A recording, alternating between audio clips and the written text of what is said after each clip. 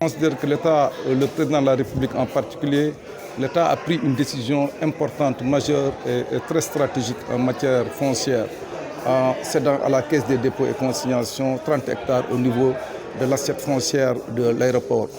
Et je précise encore une fois que c'est une cession qui nous a été faite et c'est 60 milliards qui vont être injectés dans le budget de l'État, donc retraçables par tous les citoyens et qui devraient servir à faire de la péréquation en faveur du logement social.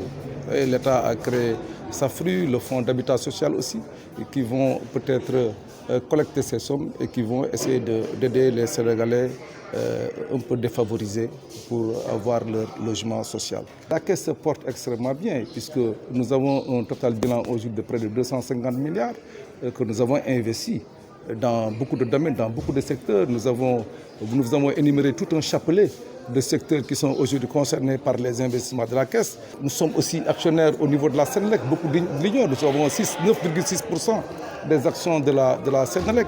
Nous avons une usine photovoltaïque à Bokhol, dans le nord du Sénégal. Nous sommes dans beaucoup de projets, dans beaucoup de secteurs d'activité. La CDC appartient à l'État du Sénégal. Et quand on parle de l'État du Sénégal, on parle du peuple sénégalais.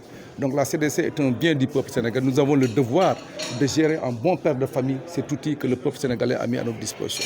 Nous avons appelé au centre de la responsabilité des agents, mais aussi de nous, dirigeants. Il faut qu'on change un peu de paradigme en matière de gestion des personnes, en matière de comportement aussi. Parce que venir en retard, s'absenter pour n'importe quelle raison. Je chahute souvent en disant que les baptêmes nous coûtent en croissance au niveau du Sénégal. Quand il y a un baptême quelque part, tout le personnel se déplace, mais ça coûte en croissance.